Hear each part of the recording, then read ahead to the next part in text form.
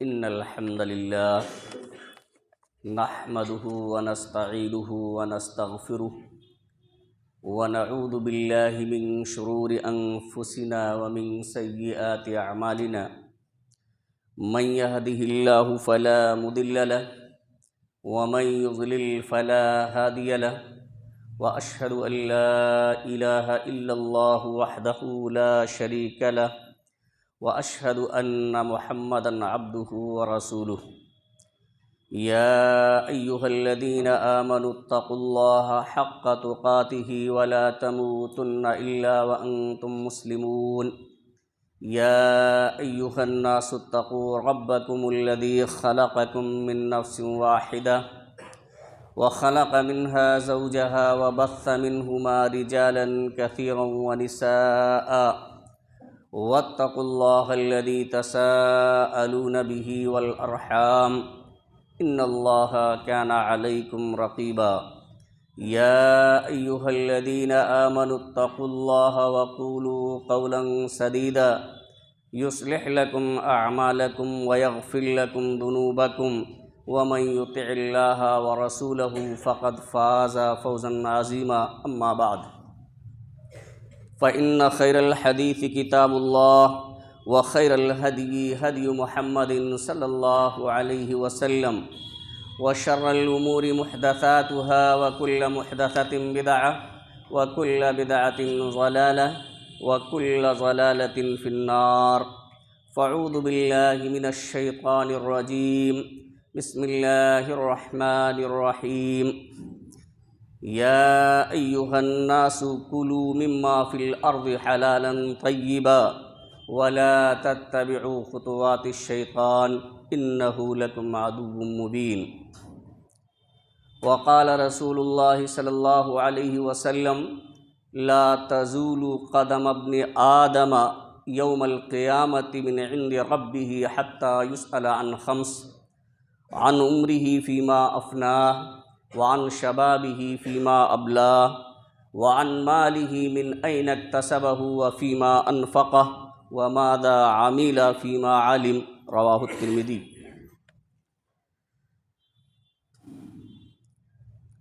معزز سامعین کرام، حاضرین جمعہ، امت مسلمہ کے نوجوان ساتھیوں، عزیز طلبہ اور پردہ نشین میری ماں اور بہنوں، اللہ رب العالمین کی حمد و ثنا،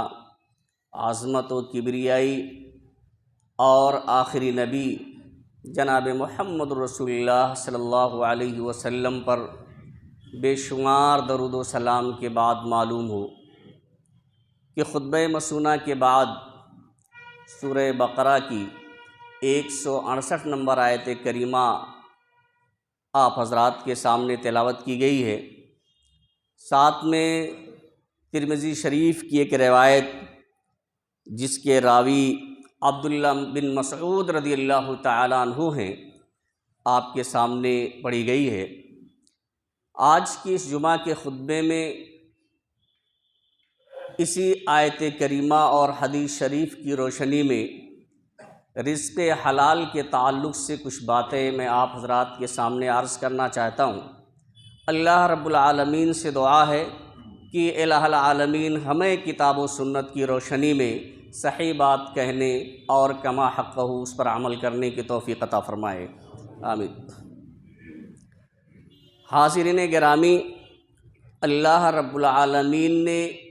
جنوں اور انسانوں کی تخلیق محض اپنی عبادت کے لیے کی ہے، یعنی انسانوں اور جنوں کو اس لیے پیدا کیا ہے کہ صرف اللہ رب العالمین کی عبادت کریں اور عبادت کی مقبولیت کے لیے،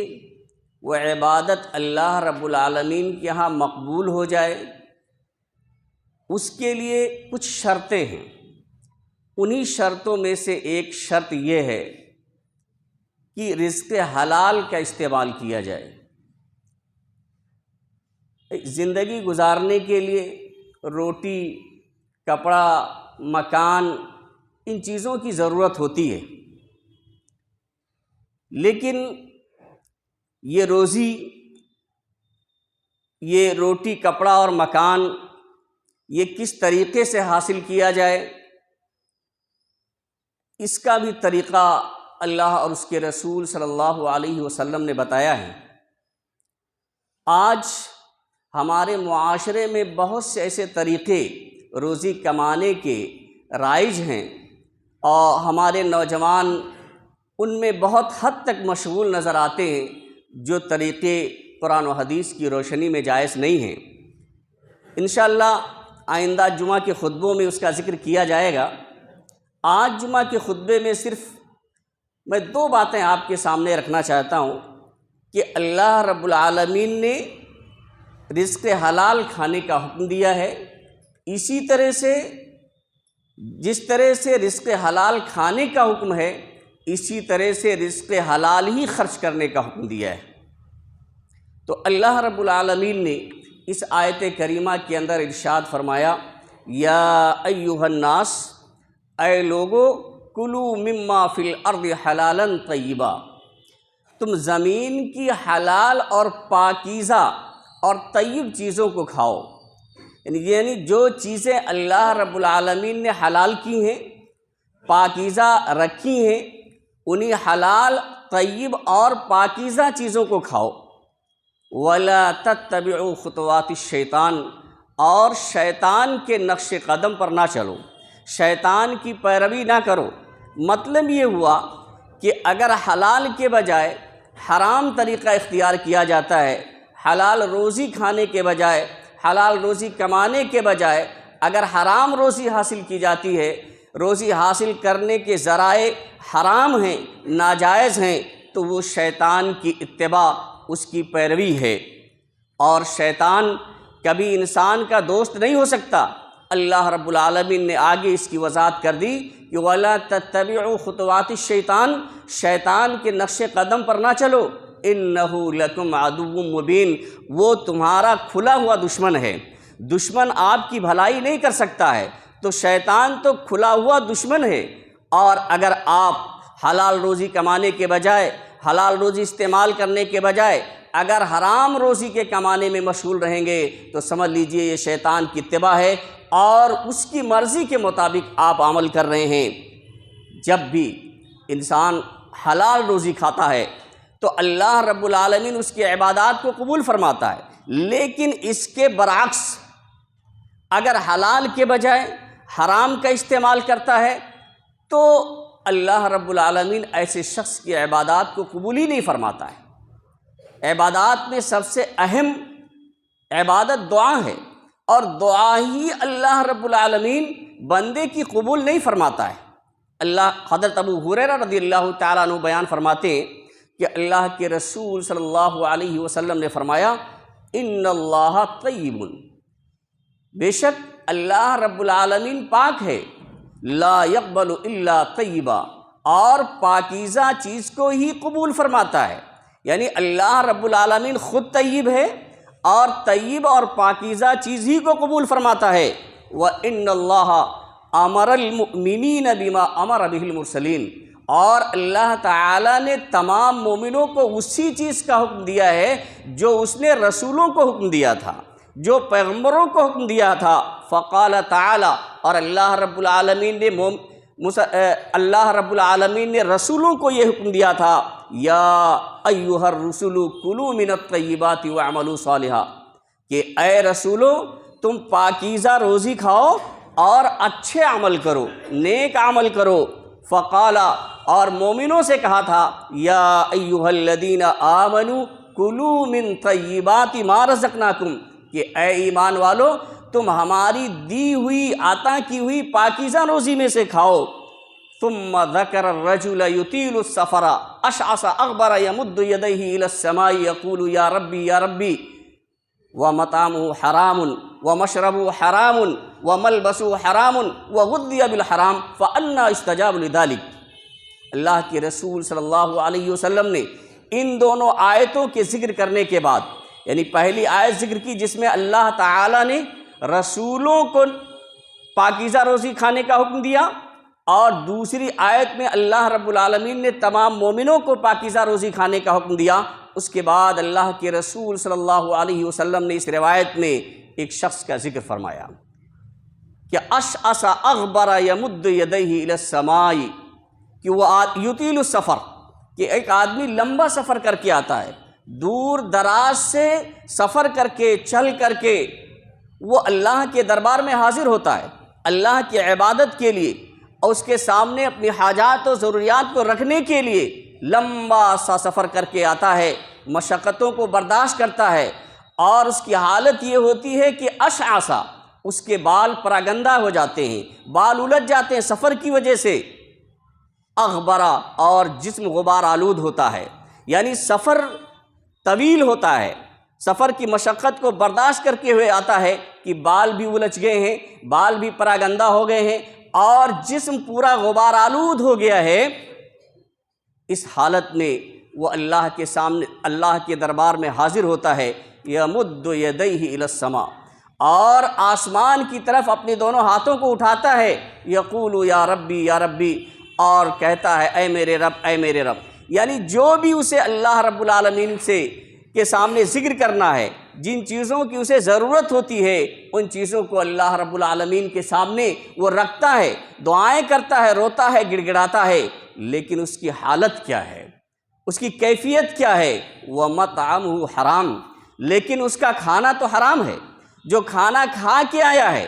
اگرچہ وہ لمبا سفر کر کے اللہ رب العالمین کے دربار میں حاضر ہو رہا ہے، دونوں ہاتھوں کو آسمان کی طرف اٹھائے ہوئے ہے، رو رہا ہے، گڑ گڑا رہا ہے، دعائیں کر رہا ہے، فریاد کر رہا ہے، لیکن اس کی حالت کیا ہے؟ وَمَطْعَمُهُ حرام، اس کا کھانا حرام ہے، وَمَشْرَبُهُ حرام، اس کا پینا بھی حرام ہے، جس ہینڈ پائپ کا، جس نل کا وہ پانی پی کر کے آ رہا ہے، اس میں بھی حرام مال لگا ہوا ہے، کسی دوسرے کی زمین میں تھوڑا سا دبا کے لگا لیا ہے، یعنی کسی بھی نوعیت سے اس کا پانی بھی حرام ہے، وَمَلْبَسُهُ حرام، اور اس کا لباس بھی حرام ہے، جو لباس زیبتن کیے ہوئے ہے، جو کپڑا پہنے ہوئے ہیں، وہ کپڑا بھی اس کا حرام مال کا ہے، وہ بھی جائز طریقے سے نہیں ہے، وَمَلْبَسُهُ حرام وَغُذِّيَ بِالْحَرَامِ، اور پورا کا پورا جسم اس کا تو حرام کیا ہے، پوری پرورش تو حرام مال سے ہو رہی ہے، کھانا بھی حرام، پینا بھی حرام، لباس بھی حرام، یعنی وہ بالکل حرام مال میں ڈوبا ہوا ہے، تو اللہ کے رسول صلی اللہ علیہ وسلم فرماتے ہیں فَأَنَّا يُسْتَجَابُ لِذَلِكَ، تو کہاں سے اس کی دعا قبول ہو سکتی ہے؟ کیسے اللہ رب العالمین اس کی عبادت قبول کرے گا؟ کہاں سے اس کی دعا جو ہے قبولیت کے درجے تک پہنچ سکتی ہے؟ یہ اللہ کے رسول صلی اللہ علیہ وسلم نے فرمایا۔ اس سے معلوم یہ ہوتا ہے حاضرین گرامی کہ حلال روزی کی بڑی اہمیت ہے۔ اگر ہم حلال روزی نہیں کھاتے ہیں، ہمارا کھانا حلال نہیں، ہمارا پینا حلال نہیں، ہمارا پہننا حلال نہیں، ہمارا مکان حلال نہیں، تو سمجھ لیجئے کہ ہماری کی جانے والی عبادتیں ہمارے منہ پہ مار دی جائیں گی۔ اللہ رب العالمین کے ہاں ان عبادتوں کی کوئی اہمیت نہیں ہے۔ حضرت جابر رضی اللہ تعالیٰ عنہ کہتے ہیں کہ اللہ کے رسول صلی اللہ علیہ وسلم نے فرمایا لا يدخل الجنت لحم نبت من السحت، کہ وہ جسم یعنی وہ گوشت جنت میں داخل نہیں ہوگا جس کی پرورش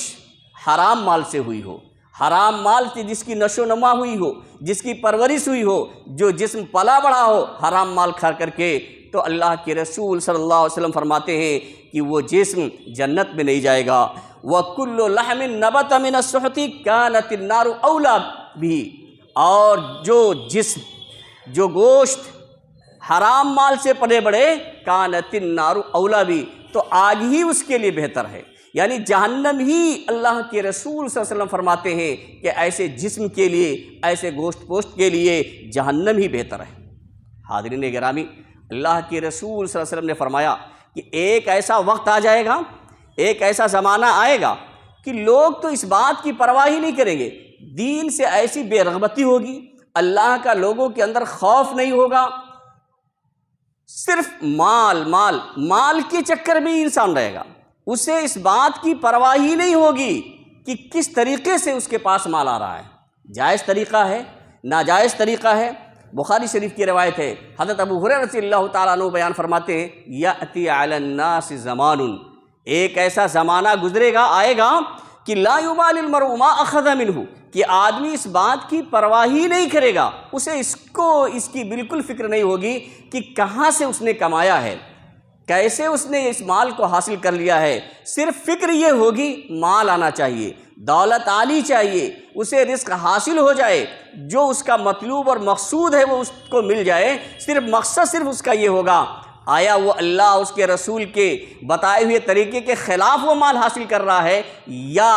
اس کے مطابق حاصل کر رہا ہے، اس کی کوئی پرواہ نہیں ہوگی۔ ما اخذا امن الحلالی ام من الحرام، کیا وہ جائز طریقے سے حاصل کر رہا ہے یا ناجائز طریقے سے حاصل کر رہا ہے۔ حاضرین گرامی، یہ مال، یہ روزی، یہ مال و دولت، یہ ایسی چیز ہے کہ قیامت کے دن اللہ کے رسول صلی اللہ علیہ وسلم نے فرمایا کہ جن 5 چیزوں کے 5 سوالوں کے جواب دینا ضروری ہوگا، اور بغیر ان 5 سوالوں کے جواب دیے ہوئے انسان اللہ رب العالمین کے سامنے سے قیامت کے دن ہٹ نہیں سکے گا، ان 5 میں سے 2 سوال اسی مال کے متعلق کیا جائے گا، یعنی 3 سوال تو اور ہوں گے، لیکن جو 2 سوال کیے جائیں گے وہ مال ہی کے متعلق کیے جائیں گے۔ عبداللہ بن مسعود رضی اللہ تعالیٰ عنہ کہتے ہیں کہ اللہ کے رسول صلی اللہ علیہ وسلم نے فرمایا لا تزول قدم ابن آدم یوم القیامت من عند ربہ حتی یسأل عن 5، کہ قیامت کے دن ابن آدم کے دونوں قدم جنبش نہیں کر پائیں گے، ہل نہیں پائیں گے، وہاں سے ہٹ نہیں پائیں گے اپنے رب کے سامنے سے، حتی یسأل عن 5، یہاں تک کہ وہ ان سے 5 چیزوں کے بارے میں سوال نہ کر لیا جائے، یعنی جب تک 5 سوالات کے جواب نہیں دے دے گا، جب تک 5 سوالات اس سے کر نہیں لیے جائیں گے، تب تک ابن آدم کے قدم اللہ رب العالمین کے سامنے سے جنبش نہیں کر پائیں گے، وہاں سے حرکت نہیں کر پائیں گے، وہاں سے ہل نہیں سکیں گے۔ عن عمرہ فیما افنا، پہلا سوال پوری زندگی کے بارے میں سوال ہوگا۔ ایسا نہیں ہے کہ ہم دنیا میں پیدا ہوئے ہیں، کھائیں گے پیئیں گے عیش کریں گے چلے جائیں گے بس ختم ہو گیا، نہیں، پوری زندگی کا ایک وقت ایسا آئے گا، اور وہ قیامت کا دن ہے کہ اللہ رب العالمین کے سامنے حاضر ہونا ہوگا، اور اپنی پوری زندگی کا اجمالی طور سے اس وقت اس موقع پر قیامت کے دن اللہ رب العالمین پوری زندگی کے بارے میں سوال کرے گا۔ وعن شبابہ فیما ابلا، پوری زندگی کے بارے میں تو سوال ہوگا ہی، لیکن زندگی کے ایام میں جوانی کے ایام بڑے اہم ہوتے ہیں، اور جوانی کی عبادت بھی اللہ رب العالمین کو بڑی مقبول ہے، بڑی پیاری ہے۔ ایک حدیث میں آتا ہے کہ قیامت کے دن عرش الہی کے سائے کے نیچے جو 7 خوش نصیب لوگ ہوں گے، ان میں سے ایک نوجوان بھی ہوگا، وہ شاب نشأ فی عبادت اللہ، ایسا نوجوان جس کی پرورش اللہ کی عبادت میں ہوئی ہو، جس نے اپنی جوانی اللہ کی عبادت میں گزاری ہو۔ تو جوانی کے ایام بہت ہی خاص ایام ہوتے ہیں، اور جوانی بڑی دیوانی ہوتی ہے، جوانی ہر انسان کو محبوب ہوتی ہے۔ تو خاص طور سے جو دوسرا سوال کیا جائے گا، ایک پہلا سوال تو پوری زندگی کے بارے میں ہوگا، لیکن زندگی میں جو جوانی کے ایام ہیں ان جوانی کے بارے میں خاص طور سے اللہ رب العالمین سوال کرے گا۔ وعن شبابہ فیما ابلا، آپ نے اپنی جوانی کہاں گنوائی، جوانی کہاں پر آپ نے گنوائی ہے، جوانی کیسے خرچ کی ہے، جوانی کے ایام کس طریقے سے آپ نے گزارا ہے، کہ اللہ کی اطاعت میں، اللہ اس کے رسول کی نافرمانی میں آپ نے گزار دی ہے، یا اللہ اس کے رسول کے اطاعت و اتباع و پیروی میں گزار دی ہے، اس کے بارے میں سوال کیا جائے گا۔ پھر تیسرا اور چوتھا سوال مال کے بارے میں کیا جائے گا۔ وعن مالہ من این اکتسبہ، تیسرا سوال ہوگا اس کے مال کے بارے میں۔ ظاہر سی بات ہے، ہم آئے ہیں کھانے پینے کے لیے، زندگی گزارنے کے لیے مال حاصل کرتے ہیں، تو اس مال کے بارے میں تیسرے سوال کا جو ذکر اللہ کے رسول صلی اللہ علیہ وسلم نے کیا ہے کہ مال کے بارے میں کیا جائے گا من این اکتسبہ، کہ مال کہاں سے کمایا ہے، کمانے کے ذرائع کیا تھے، اس کے اسباب کیا تھے، کیا حلال طریقے سے آپ نے کمایا تھا یا حرام طریقے سے کمایا تھا، تو اس مال کے کمانے کے بارے میں کیا ذرائع تھے، ذرائع آمدنی آپ کی کیا تھی، کس طریقے سے آپ نے پونجی جمع کی تھی، دولت کمایا تھا، یہ سوال کیا جائے گا۔ اور چوتھا سوال بھی مال ہی کے بارے میں ہوگا کہ وہ فیما انفقہ، ٹھیک ہے آپ نے جائز طریقے سے تو کمایا ہے، کسی کی بےایمانی نہیں کی ہے، چوری نہیں کیا ہے، سودی کاروبار میں آپ ملوث نہیں رہے ہیں، ہر طریقے سے جائز ہے، لیکن جائز ہے، جائز مال حاصل کرنے کے بعد آیا آپ نے جائز جگہ پہ خرچ بھی کیا ہے کہ نہیں کیا ہے؟ وہ فیما انفقہ، یہ چوتھا سوال ہوگا کہ آپ نے خرچ کہاں کیا ہے، خرچ کس جگہ پہ کیا ہے؟ کیا اللہ اس کے رسول کی اطاعت میں خرچ کیا ہے؟ جہاں ضرورت تھی غریبوں پر خرچ کیا، اپنے بچوں پر خرچ کیا، اور جہاں جو ضرورت ہے اللہ کے راستے میں وہاں آپ نے خرچ کیا، یا لایانی چیزوں میں آپ نے خرچ کر دیا، جہاں لعب کا معاملہ ہوتا رہا اس جگہ پہ آپ نے اپنا پیسہ برباد اور ضائع کر دیا، اس کے بارے میں سوال کیا جائے گا۔ تو تیسرا اور چوتھا سوال سامعین کرام مال کے بارے میں ہوگا کہ من این اکتسبہ، کہاں سے کمایا، وفیما انفقا، اور خرچ کہاں پر کیا۔ اور پانچواں سوال ہوگا وماذا عمل فیما علم، جو کچھ علم حاصل کیا۔ اب چاہے کسی مدرسے میں آپ رہ کر کے علم حاصل کر لیں، یا واعظ و نصیحت کی محفلوں میں بیٹھ کر آپ علم حاصل کر لیں، یا کسی اور درس وغیرہ میں حاصل کر کے بیٹھ کر کے علم حاصل کر لیں، آپ کتابوں کے مطالعے سے علم حاصل کریں، کسی طریقے سے جو کچھ آپ نے علم حاصل کیا تھا اس میں آپ کا عمل کتنا رہا ہے، کتنا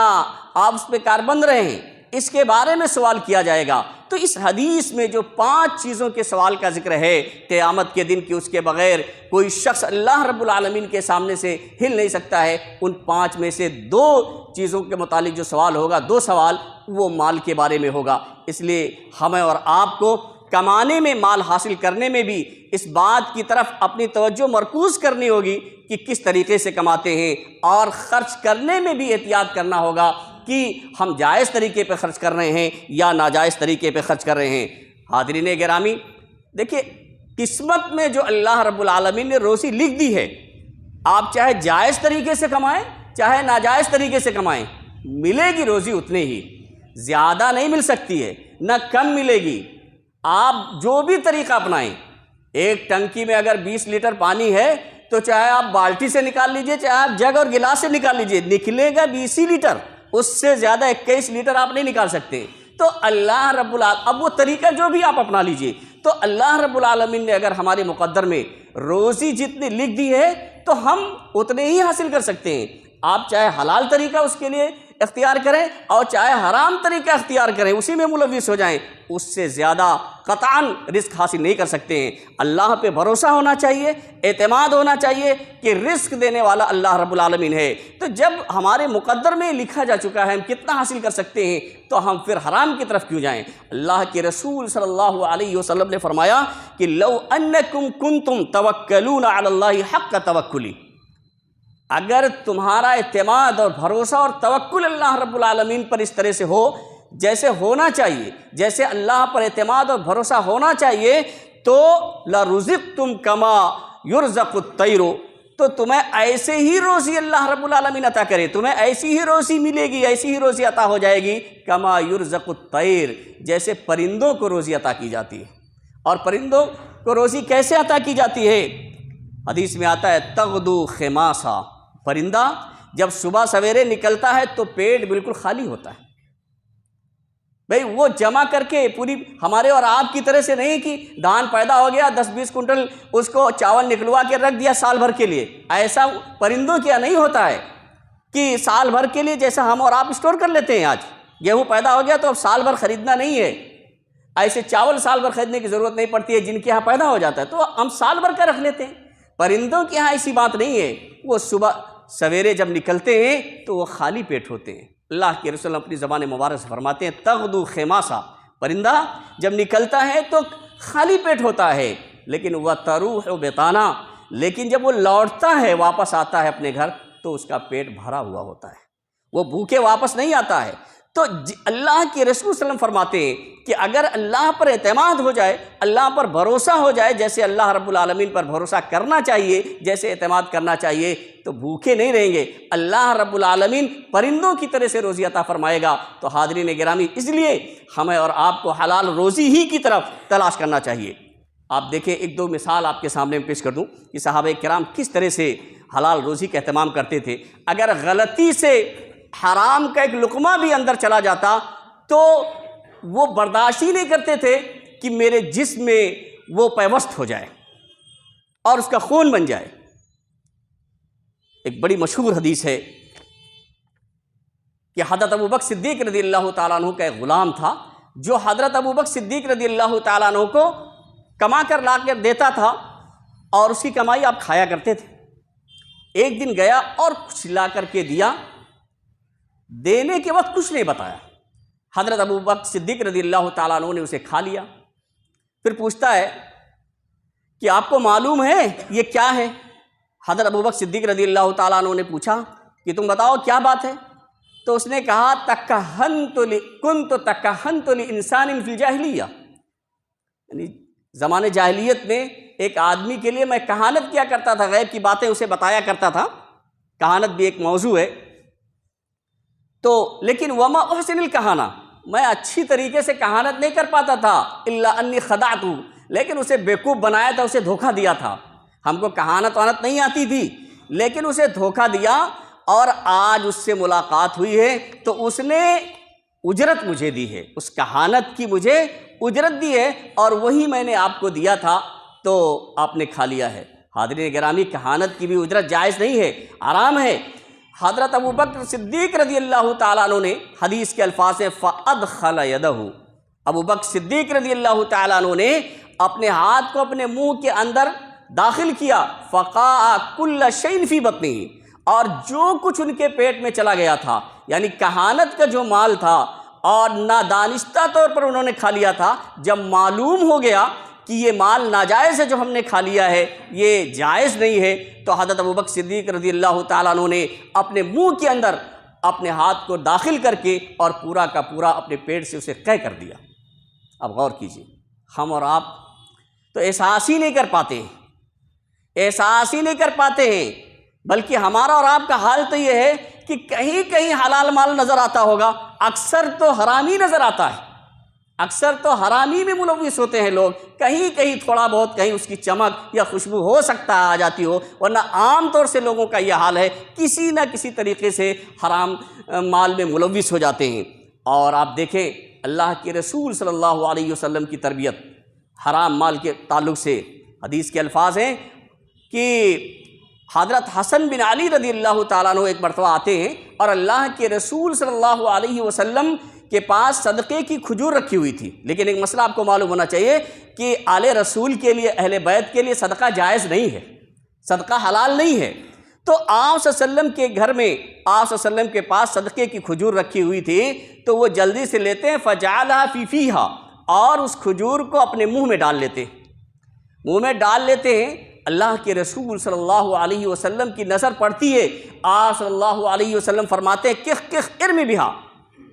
آپ صلی اللہ علیہ وسلم کہتے ہیں نکالو جلدی سے اسے نکال کے پھینکو، اما علمتا، کیا تمہیں معلوم نہیں ہے کہ انا لا ناکل صدقہ، کیا ہم صدقہ نہیں کھاتے؟ اور بعض روایت میں آتا ہے کہ انا لا تحل لنا صدقہ، کہ کیا تمہیں معلوم نہیں ہے کہ ہمارے لیے صدقہ حلال نہیں ہے؟ آپ بتائیے، وہ بچے تھے، ابھی معصوم تھے، لیکن اس کے باوجود بھی اللہ کے رسول صلی اللہ علیہ وسلم نے اس بات کو برداشت نہیں کیا کہ جو ہمارے لیے حلال نہیں ہے، اگرچہ وہ بچے ہیں، تو آپ صلی اللہ علیہ وسلم نے برداشت نہیں کیا، بلکہ آپ نے بڑی سختی اس کے ساتھ کہا کہ ارمی بہا، اسے نکال کر پھینک دو۔ تو حاضرین گرامی، حرام مال سے ہمیشہ ہمیں اور آپ کو بچنا چاہیے، حلال مال ہمیشہ استعمال کرنا چاہیے۔ اللہ، اس کے رسول صلی اللہ علیہ وسلم کا یہی حکم ہے۔ انشاءاللہ آئندہ جمعہ کے خطبوں میں بعض ذرائع ایسے ہیں جو ذرائع ہمیں اور آپ کو ایسا معلوم ہوتا ہے کہ وہ جائز ہیں، لیکن وہ جائز نہیں ہے، قرآن و حدیث سے ان کی حرمت ثابت ہوتی ہے۔ انشاءاللہ ان ذرائع کے متعلق آپ حضرات کے سامنے بات کی جائے گی۔ اللہ رب العالمین سے دعا ہے کہ الہ العالمین ہمیں ہمیشہ کتاب و سنت پر عمل کرنے کی توفیق عطا فرمائے۔ الہ العالمین ہم میں جو پریشان حال ہیں ان کی پریشانیوں کو تو دور فرما دے، جو لوگ بیمار ہیں انہیں شفاء کامل و عاجل عطا فرما، جو لوگ مقروض ہیں انہیں قرض کی ادائیگی کی توفیق عطا فرما۔ بارک اللہ لنا ولکم فی القرآن العظیم ونفعنا وإیاکم بالآیات والذکر الحکیم، انہ تعالی جواد کریم ملک الرؤوف الرحیم۔